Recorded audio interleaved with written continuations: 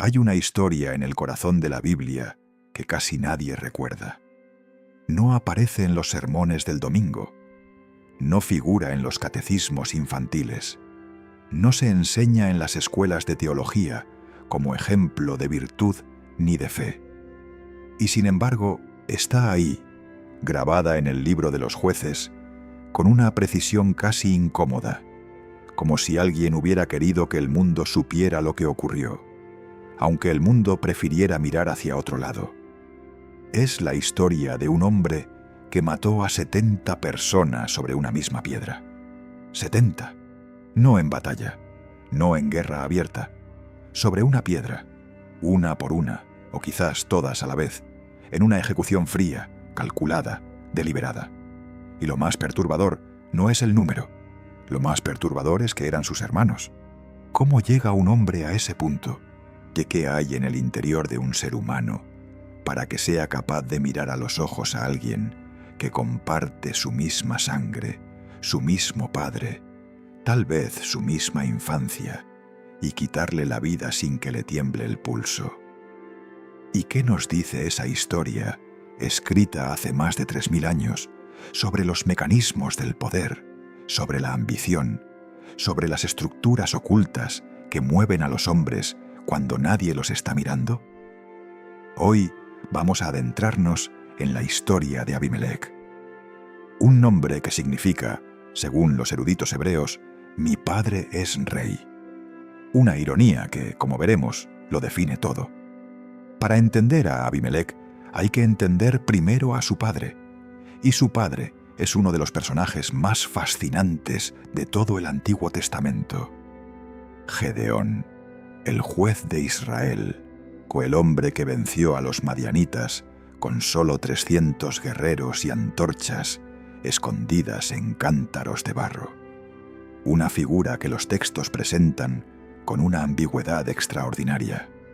Humilde al principio, reticente incluso a asumir el liderazgo que Dios le ofrece, y sin embargo transformado lentamente, casi imperceptiblemente, en algo que los israelitas de su tiempo no habían visto antes y que, según los propios textos, no debían haber tenido.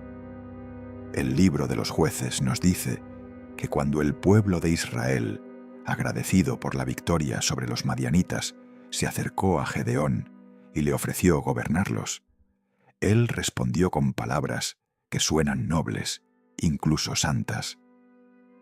No gobernaré yo sobre vosotros, ni mi hijo gobernará sobre vosotros. El Señor gobernará sobre vosotros. Es una declaración teológica de primera magnitud. Y en el sistema de pensamiento israelita antiguo, aceptar la realeza humana habría sido, en cierto modo, desplazar a Dios del trono. Gedeón lo sabía, lo dijo, y sin embargo, lo que siguió a esa declaración pintó un cuadro diferente. Gedeón pidió los pendientes de oro del botín de guerra, fundió el oro.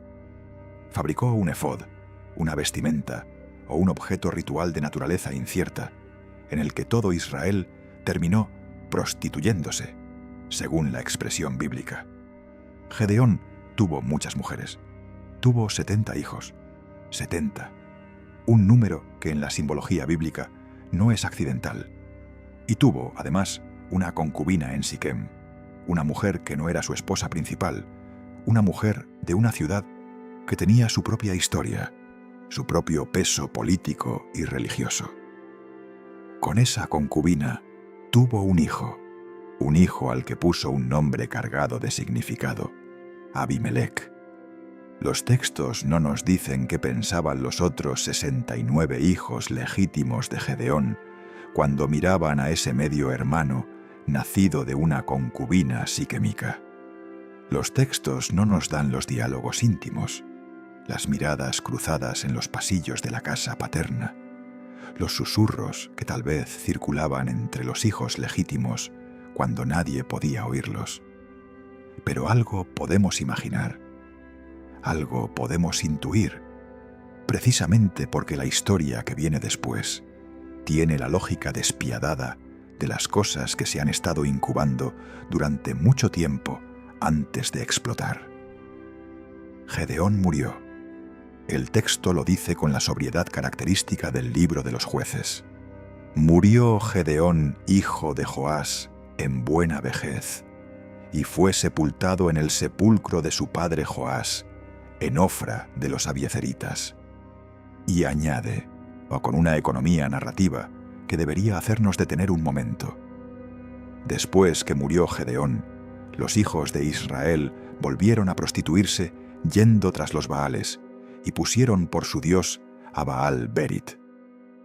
La muerte de Gedeón no es el final de la historia, es en realidad el comienzo, porque con él desaparece la figura que mantenía en equilibrio una situación estructuralmente inestable. 70 hijos de esposas distintas, un medio hermano nacido de una concubina y una comunidad, la de Siquem, que tenía sus propias lealtades, sus propios dioses, sus propios intereses políticos. Abimelec era inteligente. Eso es lo primero que hay que decir sobre él, porque la historia que viene después no es la de un bruto impulsivo. Es la historia de alguien que evaluó la situación, identificó sus palancas de poder y las accionó con una frialdad que resulta, a la distancia de 3000 años, casi admirable en su perversidad. Fue a Siquem, fue a los hombres de la ciudad de su madre, y les habló. El texto nos conserva, resumido, el argumento que utilizó. ¿Qué os parece mejor, que os gobiernen 70 hombres, todos los hijos de Jerobaal, o que os gobierne un solo hombre? Recordad también que yo soy hueso vuestro y carne vuestra. Es un discurso político de una modernidad asombrosa. Primero, la crítica al gobierno múltiple. 70 hombres son la confusión, son el desacuerdo, son la ineficiencia. Un solo hombre es el orden, la claridad, la decisión. Y segundo, el apelo a la identidad compartida. Yo soy de los vuestros. Mi madre es de Siquem. Mi sangre es vuestra sangre. No soy un extraño que viene a gobernaros. Soy uno de vosotros que viene a representaros. Los hombres de Siquem escucharon y actuaron. Le dieron 70 piezas de plata del templo de Baal Berit, el dinero sagrado del templo del dios local, destinado a financiar lo que vendría después. Y con ese dinero, Abimelec contrató a hombres ociosos y vagabundos, según la expresión bíblica, que le siguieron. Aquí hay que detenerse, porque este detalle, el origen del dinero, no es un dato menor. Es un dato que los intérpretes antiguos subrayaban y que los lectores modernos a veces pasan por alto. El dinero viene del templo de Baal Berit. Baal Berit, que puede traducirse aproximadamente como el Señor del Pacto o el Dios del Pacto, era la divinidad principal de Siquem en ese período. No es un dios cualquiera del panteón cananeo. Es el garante de los acuerdos y el custodio de los pactos, el símbolo de la alianza entre comunidades. Que el dinero para financiar una masacre salga del templo del Dios de los pactos es una de esas ironías que los textos bíblicos a veces parecen colocar de forma deliberada, como si quisieran que el lector atento percibiera la dimensión casi metafísica del crimen que va a ocurrir. El pacto que se va a romper no es solo un pacto político, es un pacto de sangre. El crimen que se va a cometer no es solo un asesinato político, es un fratricidio en masa, y se financia con el dinero del Dios que custodia los pactos. Hay algo en esa estructura que me resulta difícil atribuir a la casualidad. Abimelec fue a la casa de su padre, en Ofra, y mató a sus hermanos, a 70 hijos de Gedeón, sobre una piedra. Mató a sus 70 hermanos, los hijos de Jerobaal, sobre una misma piedra. Así lo dice el texto, con esa desnudez que a veces es más elocuente que cualquier detalle gráfico. Pero uno escapó, el más joven, Jotam, porque se escondió. ¿Y si nos detuviéramos un momento en esa piedra? No es la primera vez que una piedra aparece en la Biblia como escenario de un acto de violencia ritual o de una ejecución. Las piedras tienen en los textos del Antiguo Oriente Próximo una función que va más allá de lo meramente físico. Son superficies sobre las que se formaliza lo sagrado, sobre las que se consagra lo que ocurre. Los altares primitivos eran piedras. Las estelas de los pactos eran piedras. Los mojones que delimitaban los territorios sagrados eran piedras. Ejecutar a 70 hombres sobre una misma piedra no es simplemente una forma de matarlos. Es, en el lenguaje simbólico de ese tiempo y ese espacio, una forma de consagrar el acto, de darle una dimensión que trasciende lo político y entra en lo ritual. ¿Estaba Abimelec realizando, consciente o inconscientemente, un sacrificio? ¿Estaba invirtiendo el simbolismo del altar, convirtiendo la piedra sagrada en mesa de ejecución? No lo sé, no puedo afirmarlo. Pero la pregunta, una vez formulada, no es fácil de desechar. Jotam, el único superviviente, hizo algo extraordinario. Subió al monte Gerizim, uno de los lugares más sagrados de toda la geografía bíblica, y desde allí pronunció la única fábula extensa que se conserva en todo el Antiguo Testamento, una parábola política de una agudeza que aún hoy deja sin palabras. En esa fábula, los árboles del bosque deciden buscar un rey. Se acercan primero al olivo, al que rechaza la propuesta, porque no quiere abandonar la grasa que honra a dioses y hombres. Se acercan después a la higuera, que tampoco acepta, porque no quiere dejar su fruto dulce y su bondad. Se acercan luego a la vid, que declina porque no quiere abandonar el vino que alegra a dioses y hombres. Y finalmente, en la lógica inexorable de la fábula, se acercan a la zarza que es inútil, que no da fruto, que no da sombra, que no produce nada de valor. Y la zarza acepta, con una condición, que todos vengan a cobijarse bajo ella, y con una amenaza, si no, salga fuego de la zarza y devore los cedros del Líbano. La interpretación política de la fábula es transparente. Jotam la explica él mismo, con esa franqueza de quien sabe que probablemente no tiene nada que perder. Los hombres capaces, los hombres que tienen algo que ofrecer, los hombres de valor, no quieren el poder, porque el poder les obligaría a abandonar lo que los hace valiosos. Solo el que no tiene nada que ofrecer acepta el poder. Y una vez en el poder, la zarza solo puede amenazar con el fuego.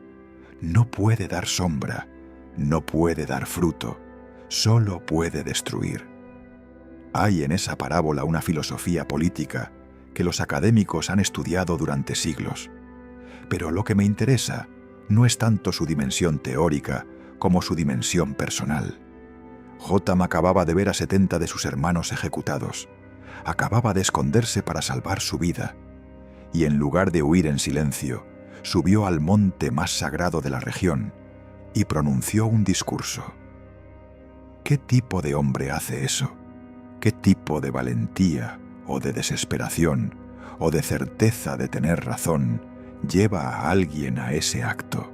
Después de pronunciar la fábula, Jotam huyó. Y huyó Jotam, y se fue a Beer, y allí habitó por miedo de su hermano Abimelec. Eso es lo último que la Biblia nos dice de él. Huyó, y desapareció de la historia, o casi. Abimelec gobernó Israel durante 3 años, solo 3 años. El libro de los jueces consigna ese reinado con una brevedad que en sí misma es ya un juicio. No se nos hablan de grandes victorias militares, de reformas institucionales, de prosperidad económica. 3 años. Y luego, todo se desintegró. El texto dice algo que en el lenguaje teológico del libro de los jueces tiene un peso específico, pero Dios envió un mal espíritu entre Abimelec y los hombres de Siquem, y los de Siquem se levantaron contra Abimelec. Dios envió un mal espíritu. Esta expresión, que aparece también en relación con el rey Saúl en el libro de Samuel, ha generado siglos de debate teológico. ¿De qué significa que Dios envíe un mal espíritu? ¿Es una intervención directa? ¿Es una descripción poética de algo que tiene causas humanas naturales? ¿Es la ruptura de una alianza que tenía en sí misma las semillas de su propia destrucción? Los hombres de Siquem, los mismos que habían financiado la masacre, los mismos que habían ungido a Abimelec como su rey, los mismos que habían aplaudido el ascenso del hombre que se había presentado como hueso de su hueso y carne de su carne, comenzaron a traicionarle. Pusieron emboscadas en las cimas de los montes, robaban a quienes pasaban por los caminos, sembraban el caos que iba erosionando la legitimidad de Abimelec. Hay un personaje en esta segunda parte de la historia que merece un momento de atención. Gaal, hijo de Ebed. Un hombre que llegó a Siquem en ese momento de descontento y que, en el contexto de una fiesta en el templo de Baal Berit, pronunció palabras que eran, en esencia, un reto abierto a Abimelec. ¿Quién es Abimelec y quién es Siquem para que le sirvamos? ¿No es hijo de Jerobbaal? ¿No es Zebul su oficial? Servid mejor a los varones de Amor, padre de Siquem. Es interesante que el argumento de Gaal invoque precisamente el origen de Abimelec. El mismo argumento que Abimelec había utilizado a su favor, soy de vuestra sangre, se convertía ahora en su contra. No es más que el hijo de Jerobbaal, un israelita, un forastero.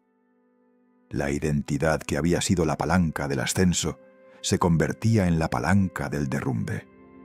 Zebul, el gobernador de Siquem leal a Abimelec, informó a este de las palabras de Gaal. Y Abimelec actuó. Llegó de noche con 4 compañías. Gaal intentó organizar la resistencia. Fue derrotado o expulsado de Siquem.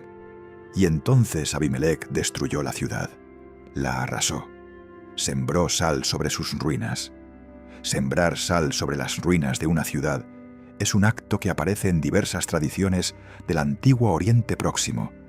No es simplemente destruir, es maldecir. Es declarar que ese suelo no debe volver a ser fértil, que esa comunidad no debe volver a existir. Es una condena que trasciende lo militar y entra en lo simbólico, casi en lo litúrgico. Los hombres y mujeres que habían buscado refugio en la torre de Siquem, en el templo de Baal Berit, fue incendiado. Y murieron también todos los de la torre de Siquem, como 1000 hombres y mujeres. El mismo templo del que había salido el dinero para financiar la masacre original. El mismo Dios cuyo dinero sagrado había servido para ejecutar a 70 hermanos. El templo ardió, con 1000 personas dentro. ¿Y si hay en esta historia una lógica que va más allá de la política? ¿Y si los textos, en su estructura narrativa, están señalando algo sobre la naturaleza del poder cuando se construye sobre la traición?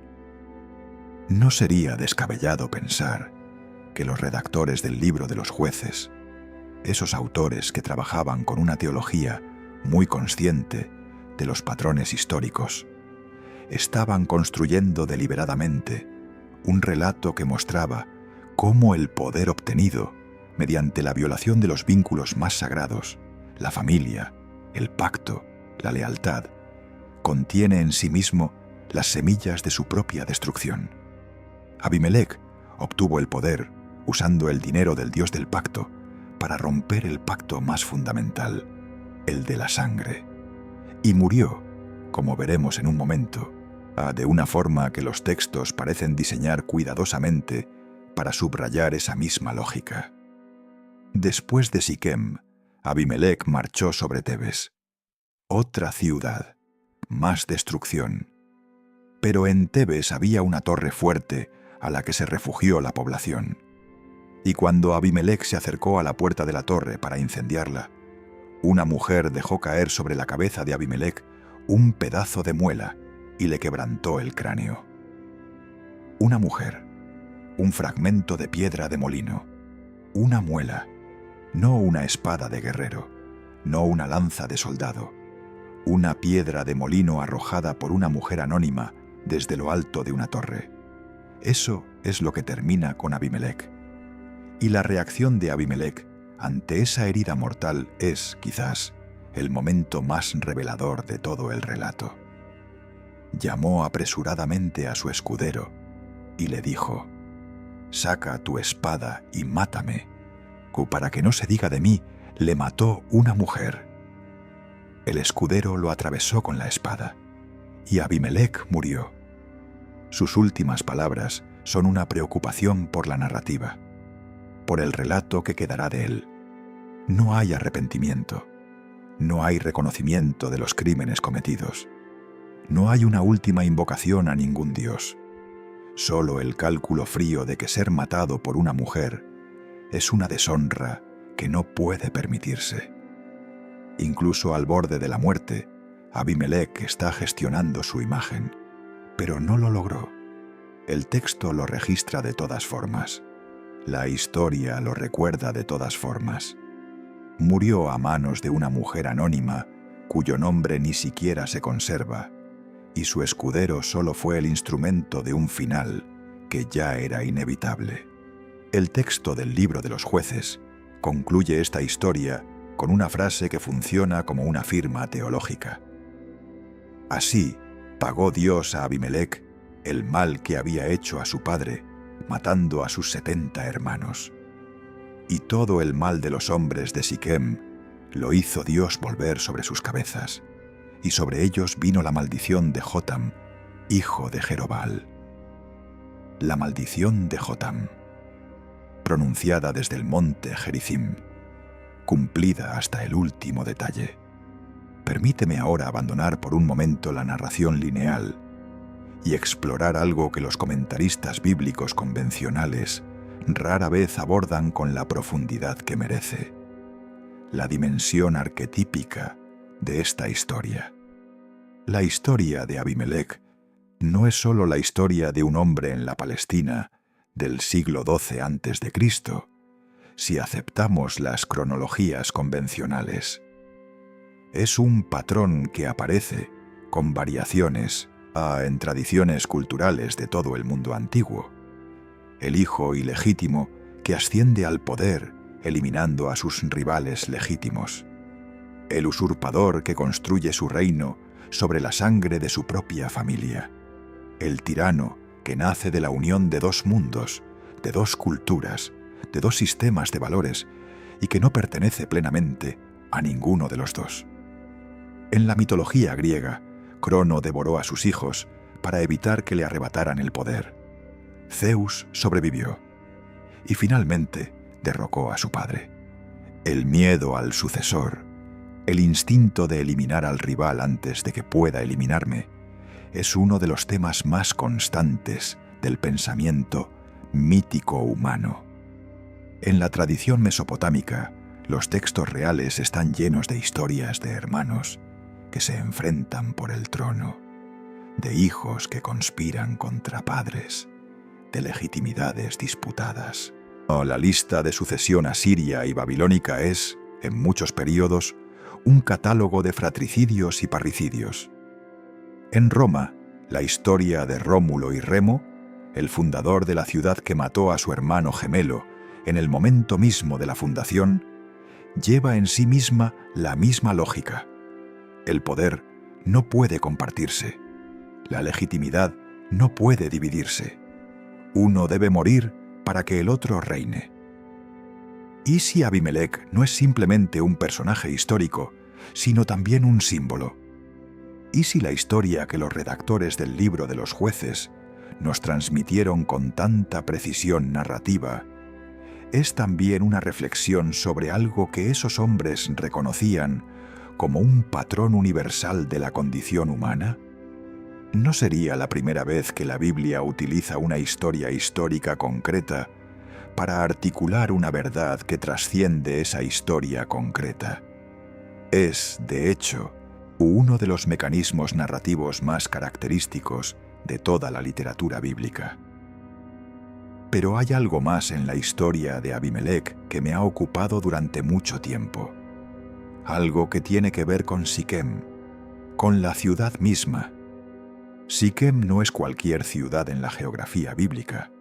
Es, en muchos sentidos, la ciudad más cargada de significado teológico y político de todo el período premonárquico israelita.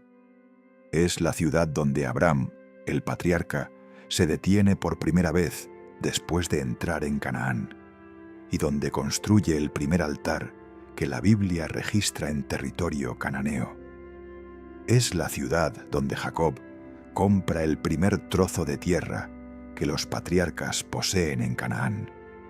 Es la ciudad donde están enterrados los huesos de José, traídos desde Egipto.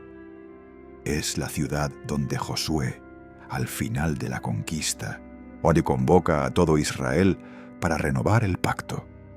Siquem es, en la narrativa bíblica, el lugar del pacto por excelencia, el lugar donde las promesas se hacen y se renuevan, el lugar donde la identidad de Israel como pueblo del pacto se reafirma una y otra vez.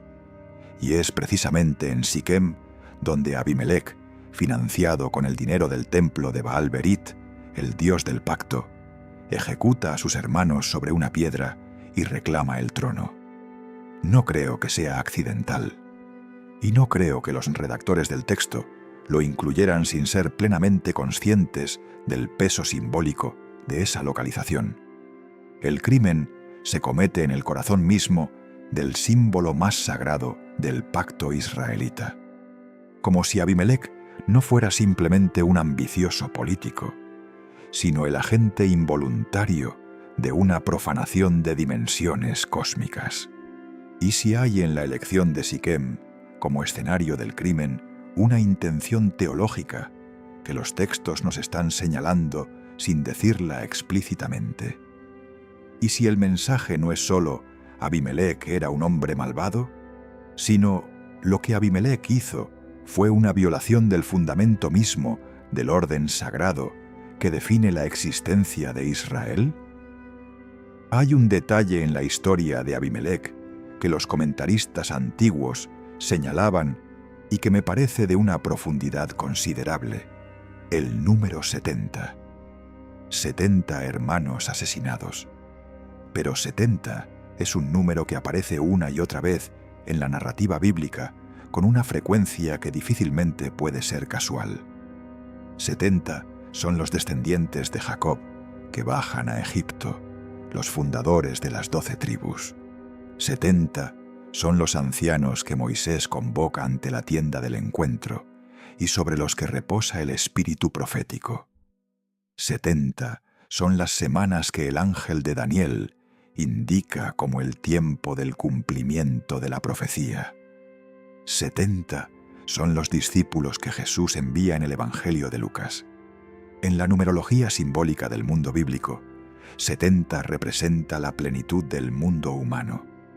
7, el número de la plenitud divina, multiplicado por 10. El número de la completitud humana da 70. La asamblea completa, la totalidad del pueblo. Que Abimelec matara exactamente a 70 hermanos, un número que los textos subrayan expresamente, no parece ser una casualidad histórica. Parece ser una construcción simbólica.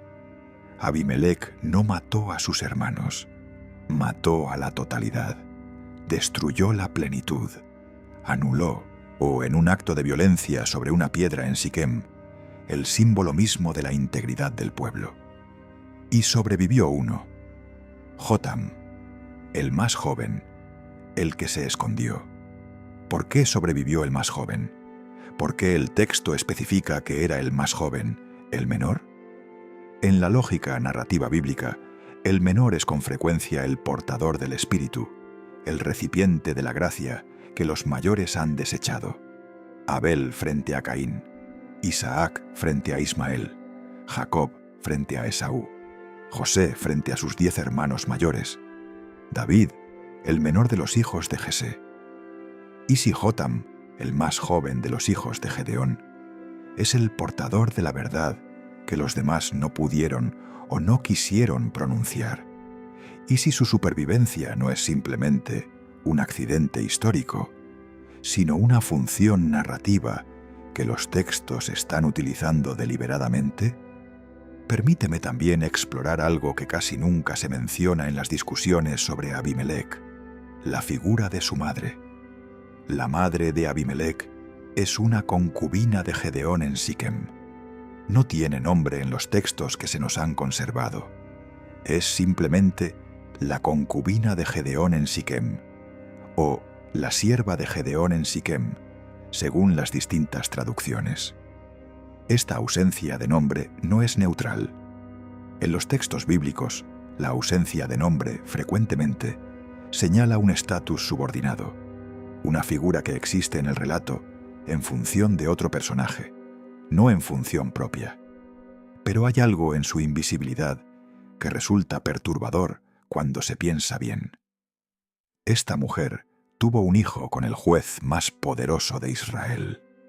Ese hijo creció conociendo su doble origen, o sabiendo que tenía el poder de la sangre de Gedeón, pero no la legitimidad de las esposas principales, sabiendo que sus hermanos eran también sus rivales potenciales, sabiendo que la ciudad de su madre, Siquem, era una comunidad con sus propios intereses, sus propios dioses, su propio orgullo. ¿Qué le dijo la madre? ¿Qué conversaciones tuvieron esa mujer sin nombre y el hijo que engendraría uno de los capítulos más oscuros del libro de los jueces? Los textos no nos lo dicen. Los textos nunca nos dicen lo que se habla en la oscuridad de los hogares, en los márgenes del relato oficial. Pero algo se habló, algo se transmitió, algo construyó en Abimelec la certeza de que merecía lo que no le habían dado, de que podía tomar lo que no le pertenecía por derecho de nacimiento. No hay determinismo en esto. No es que la madre lo condenara a ser lo que fue. Pero hay una cadena de contextos, de condiciones, de presiones, que hace que la historia de Abimelec sea también, inevitablemente, la historia de lo que ocurre cuando los grandes hombres son incapaces de gestionar las consecuencias de sus propios deseos. Gedeón tuvo esa concubina. Gedeón engendró ese hijo. Gedeón no construyó, aparentemente, ningún mecanismo de integración o de reconocimiento que pudiera haber evitado lo que vino después. ¿Y si la tragedia de Abimelec comenzó mucho antes de que Abimelec naciera? ¿Y si comienza en las decisiones de su padre?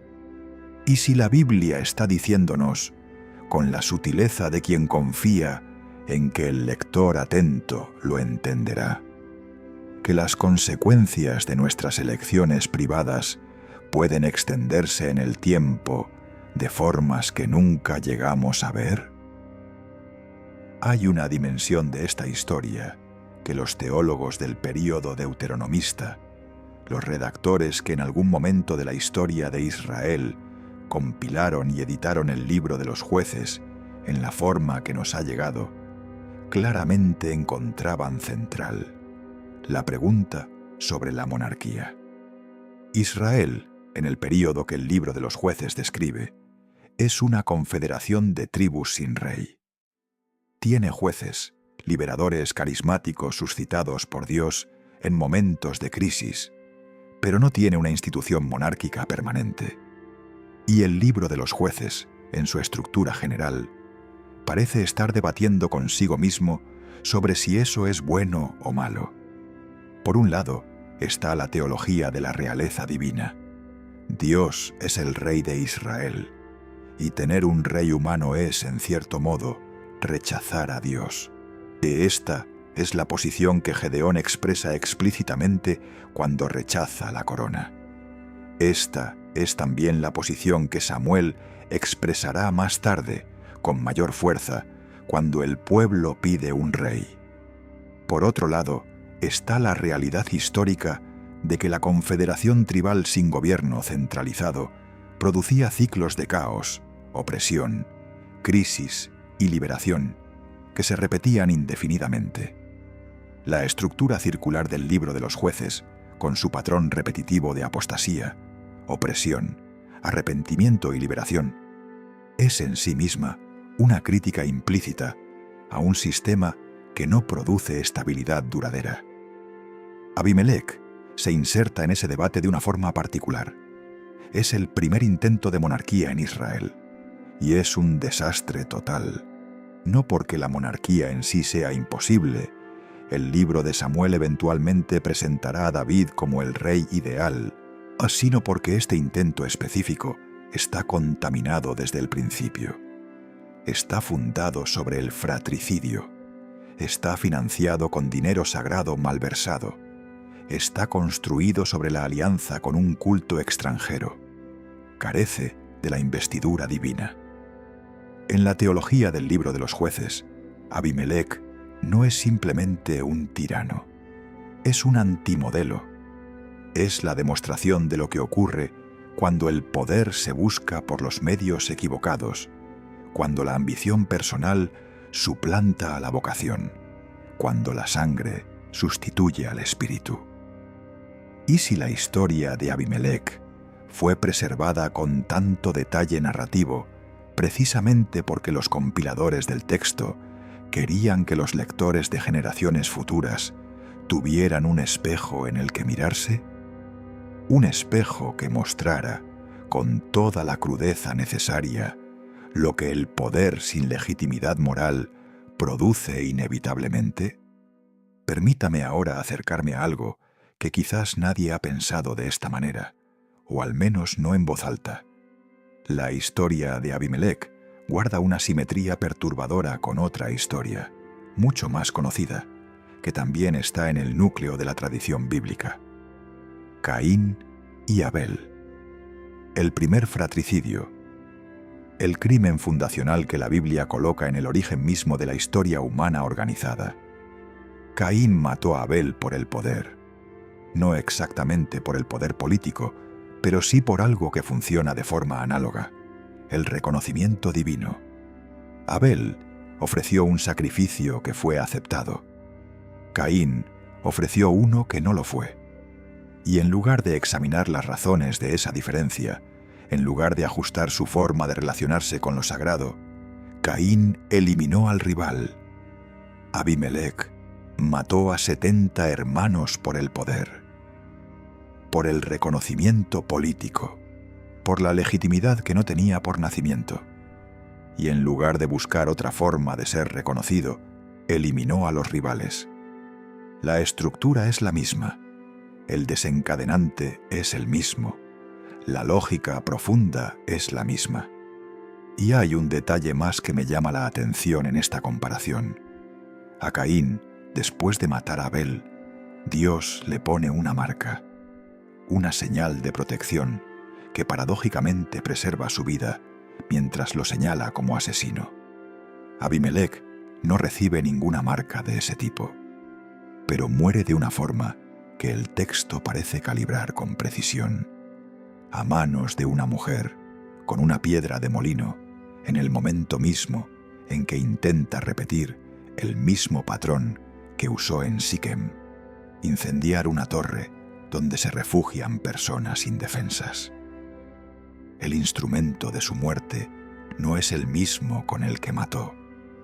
No es una piedra de altar como la que sirvió para ejecutar a sus hermanos, pero es una piedra. Y es una piedra doméstica, una piedra de molino, el instrumento de la vida cotidiana, del trabajo humilde, del sustento diario, como si la violencia extraordinaria que Abimelec ejerció contra la plenitud de su familia fuera respondida, al final, por la normalidad más mundana, por la vida ordinaria que él había destruido. Hay un elemento de la historia de Abimelec que raramente recibe atención suficiente: su relación con el tiempo. Gobernó 3 años. Solo 3. Ese número, en el sistema simbólico de los textos bíblicos, puede leerse de múltiples formas, pero lo más llamativo es lo que no es. No es 40 años, el tiempo de las grandes liberaciones y los grandes castigos. No es 7 años, el tiempo de la plenitud. No es 1 año, que sería demasiado breve para cualquier conclusión. Es 3, exactamente 3. En la simbología del mundo antiguo hebreo, 3 es el número de la acción completada en su forma mínima. El tiempo suficiente para que algo se manifieste, pero no el tiempo de la plenitud ni el tiempo de la madurez. Es como si el texto estuviera diciendo: Abimelec existió como fenómeno político el tiempo justo para demostrar lo que era. No más, 3 años. Y en esos 3 años, la coalición que le había llevado al poder se desintegró. Las ciudades que debía proteger fueron destruidas, y él mismo murió de una herida infligida por alguien que los textos tratan con el mayor anonimato posible: una mujer sin nombre, en una ciudad cuyo nombre, Tebes, apenas aparece en la geografía bíblica. En un momento que el texto presenta como rutinario, como la repetición de un patrón ya establecido: llegar, asediar, incendiar. El final de Abimelec no tiene la grandiosidad que él mismo habría querido para sí. No hay batalla épica, no hay adversario digno de su estatura. Hay una piedra de molino arrojada desde una torre. Hay la preocupación final por la narrativa. Y hay la muerte tranquila administrada por el propio escudero. Hay en esa muerte algo que me parece más devastador que cualquier ejecución dramática. La muerte de Abimelec es pequeña, es casi banal. Todo el aparato de violencia que había construido, toda la red de alianzas y traiciones, toda la sangre derramada sobre la piedra en Siquem, termina con una piedra de molino y la orden avergonzada de un hombre que no quiere que digan que le mató una mujer. ¿Qué queda de Abimelec en la tradición posterior? Es curioso, muy curioso. El libro de los jueces, que le dedica un capítulo entero, el capítulo 9, uno de los más extensos y narrativamente elaborados de todo el libro, marca prácticamente el final de su presencia en la tradición bíblica principal. No aparece en las síntesis históricas posteriores de la misma forma en que aparece en otros jueces. No se convierte en personaje de la literatura sapiencial ni de la profética. No genera una corriente de reflexión teológica comparable a la que generan, por ejemplo, los grandes patriarcas o incluso figuras menores como Gedeón. Es como si la tradición hubiera decidido que Abimelec era importante de registrar, pero peligroso de celebrar. Como si su historia fuera un archivo que debía estar accesible, pero no en el escaparate. Úsalo como advertencia. No lo uses como modelo. No lo conviertas en héroe ni en villano de proporciones épicas. Manténlo como lo que es: un hombre que eligió el camino del fratricidio por el poder, gobernó 3 años en una espiral de destrucción y murió de una forma que subrayaba la vacuidad de todo lo que había construido.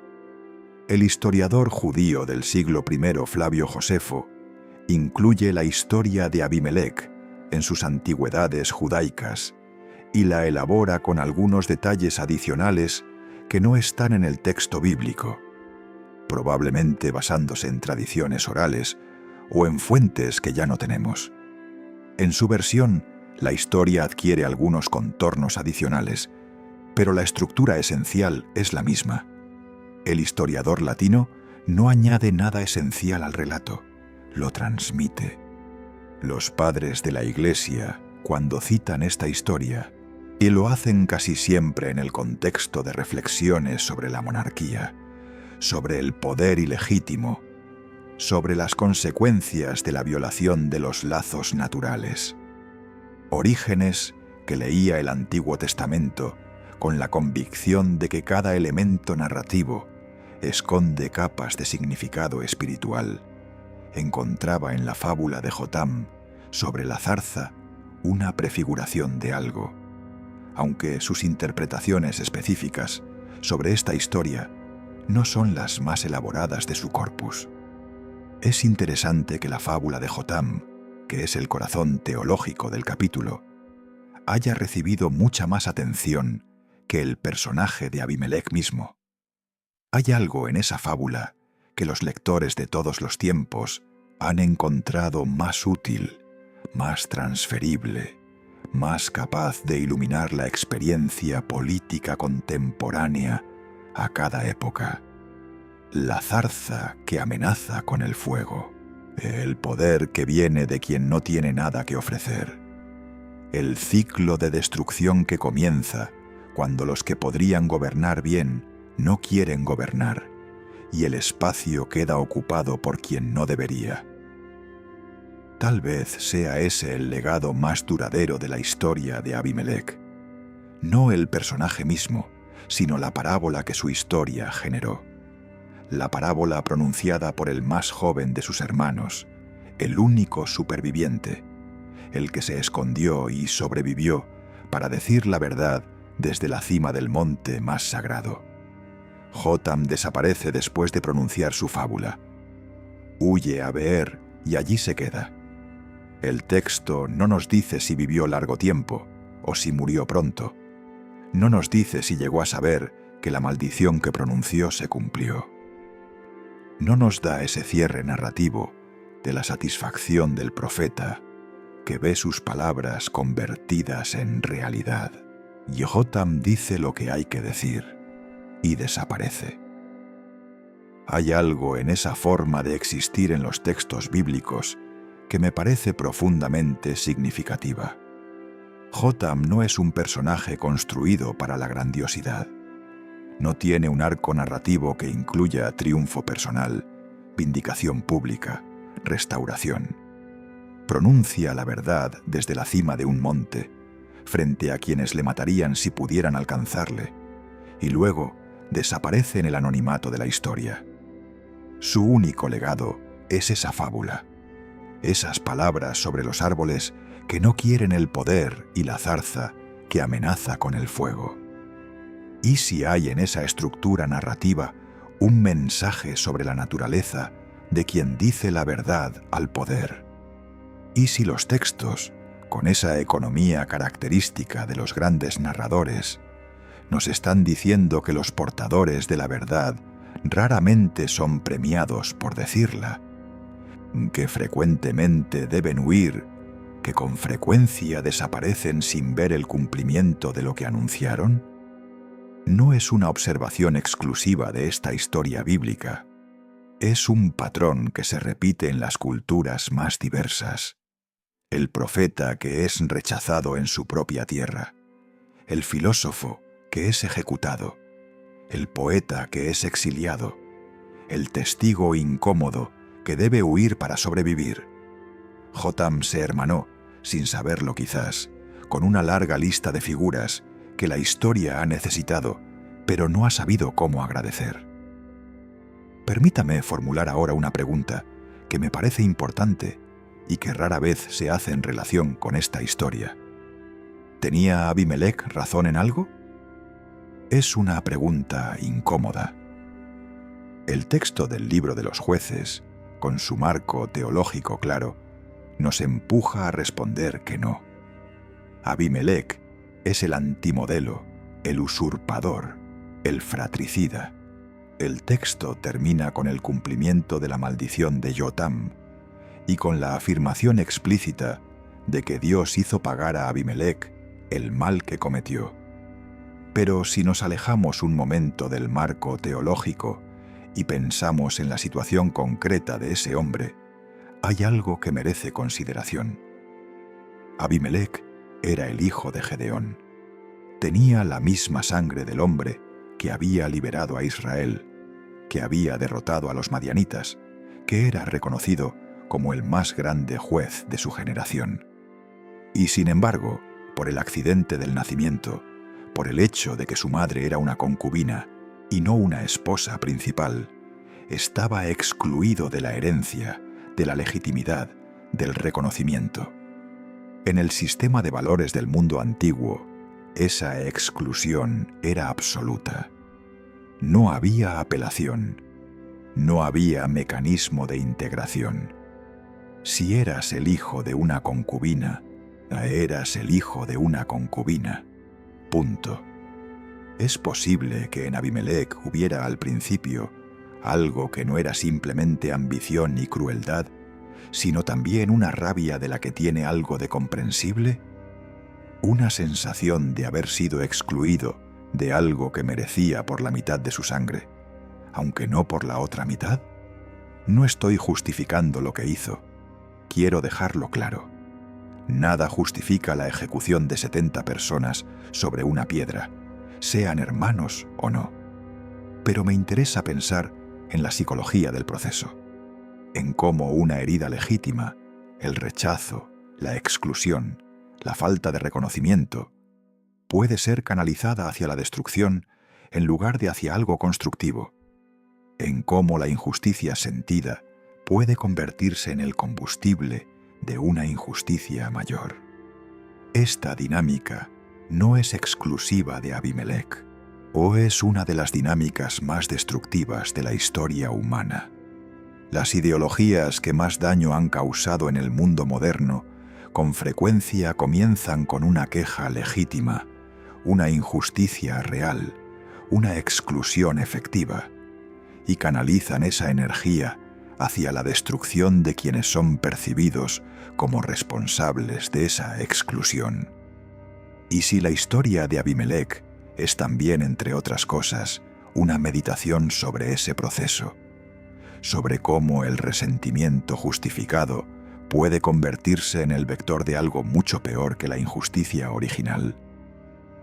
Hay una ciudad que permanece en el fondo de toda esta historia como un testigo silencioso: Siquem. Siquem sobrevivió al incendio y a la siembra de sal. Las ciudades raramente mueren para siempre. Se reconstruyen, se repueblan. Sus nombres persisten incluso cuando sus estructuras físicas son completamente renovadas.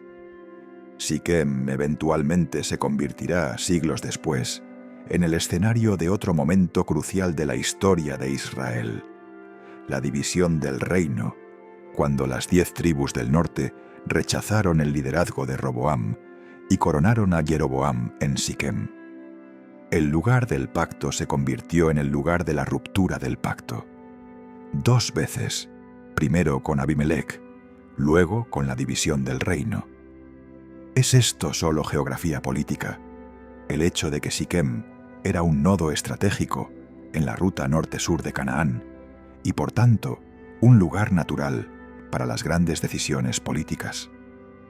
Quizás, probablemente hay mucho de eso, pero la recurrencia del patrón en el mismo lugar me resulta difícil de ignorar completamente. O Siquem es también la ciudad que aparece en el Evangelio de Juan en la escena del encuentro de Jesús con la mujer samaritana. El pozo de Jacob está en Siquem. El monte Gerizim, desde el que Jotam pronunció su fábula, es el monte sagrado de los samaritanos, el monte donde nuestros padres adoraron, como dice la mujer del Evangelio. La continuidad de lo sagrado en ese lugar, a través de miles de años y de cambios religiosos radicales, es en sí misma un fenómeno notable. ¿Y si la geografía sagrada tiene una memoria que los textos capturan, aunque no siempre la expliquen? ¿Y si algunos lugares acumulan el peso de lo que en ellos ha ocurrido de una forma que trasciende la historia política y entra en algo más difícil de nombrar? No tengo una respuesta para eso, pero la pregunta me parece legítima. Déjame volver al principio, a la piedra sobre la que fueron ejecutados los 70 hijos de Gedeón en Ofra, la piedra de molino que mató a Abimelec en Tebes. Hay 2 piedras en esta historia, y entre ellas se construye toda la narrativa. La primera es la piedra del crimen, la piedra de la usurpación, la piedra sobre la que se funda el poder ilegítimo. La segunda es la piedra del final, la piedra doméstica, la piedra humilde que termina con el usurpador. No sé si los redactores del texto lo construyeron deliberadamente de esa forma, o si la simetría emergió del material histórico que tenían disponible. Pero la simetría está ahí, y los grandes textos, los textos que han sobrevivido miles de años, no por casualidad, sino porque algo en ellos resuena con algo profundo en la condición humana. En los grandes textos frecuentemente tienen esa clase de estructura que puede ser casualidad o puede ser arte. En cualquier caso, la historia de Abimelec termina donde comenzó, con una piedra, y en medio de las 2 piedras, 3 años de un reinado que el texto no llamó reinado, sino usurpación, y que la historia no recordará como el principio de algo, sino como el ejemplo más temprano de todo lo que no debe hacerse cuando se busca el poder. ¿Qué podemos llevarnos de esta historia? No quiero terminar este recorrido con una moraleja fácil. Las historias del libro de los jueces resisten las moralejas fáciles. Son demasiado complejas, demasiado ambiguas, demasiado humanas para reducirse a lecciones simples. Pero hay algo en la historia de Abimelec que no puedo dejar de señalar antes de cerrar. Y es esto: la única figura de toda esta historia que sale con alguna clase de integridad moral es la que menos poder tiene. Jotam, el más joven, el que se escondió, el que huyó, el que no tuvo ninguna influencia directa sobre los eventos que siguieron a su discurso, el que desaparece del relato sin que sepamos qué fue de él. Jotam no cambió nada con sus palabras. Abimelec gobernó durante 3 años después de ese discurso. Las ciudades ardieron después de ese discurso. 1000 personas murieron en la torre de Siquem después de ese discurso. Y luego, sí, la maldición se cumplió. Pero Jotam no vivió para manejar ese cumplimiento. No tuvo poder sobre él. No fue el agente de la justicia. Y sin embargo, Jotam es el que dice la verdad, el que nombra lo que está ocurriendo, el que pronuncia la fábula que, 3000 años después, la seguimos leyendo y citando y pensando. El poder sobre los eventos y el poder sobre el significado de los eventos no siempre están en las mismas manos. A veces, el que no puede cambiar nada es el que puede decir la verdad sobre todo. Y esa verdad, dicha desde la cima de un monte, frente a quien quisiera acallarla, pronunciada antes de huir para siempre, esa verdad es lo que sobrevive cuando el poder, la piedra de altar, la zarza, el fuego, todo lo que construyó Abimelec, ha desaparecido en el polvo de la historia. La historia de Abimelec termina con una muela de molino y una pregunta sin respuesta. ¿Cuántos Abimelec han existido antes y después de él? ¿Cuántos poder construidos sobre la sangre de los más cercanos, financiados con lo sagrado malversado, o legitimados con el argumento de la sangre compartida, que en realidad no era más que un instrumento de manipulación? ¿Cuántas veces ha dicho alguien, soy hueso de tu hueso y carne de tu carne, para obtener lo que quería, y luego ha convertido esos mismos lazos en el primer objetivo de su violencia? ¿Y cuántos Jotam han subido a sus respectivos montes Gerizim, han pronunciado sus respectivas fábulas sobre las zarzas que amenazan con el fuego, y luego han huido a sus respectivos Bir, a ese lugar sin historia que el texto menciona sin describir, donde la vida continúa en el anonimato de quien sabe que dijo la verdad, pero sabe también que la verdad rara vez es suficiente para detener a tiempo lo que ya está en movimiento.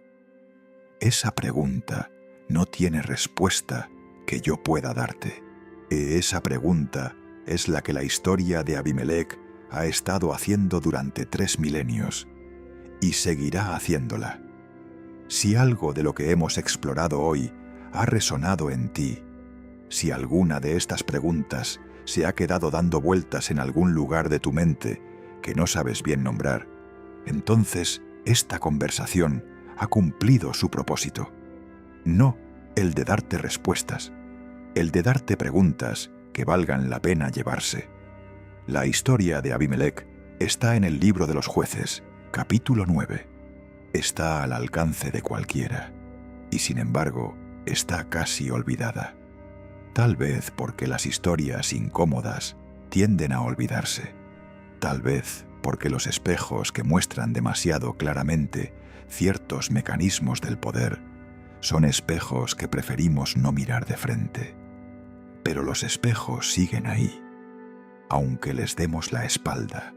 Si estas historias que el tiempo olvidó despiertan en ti la misma inquietud que despiertan en mí, si crees que hay algo en los textos antiguos que merece ser explorado con la paciencia y el respeto que se merece, acompáñame en lo que viene.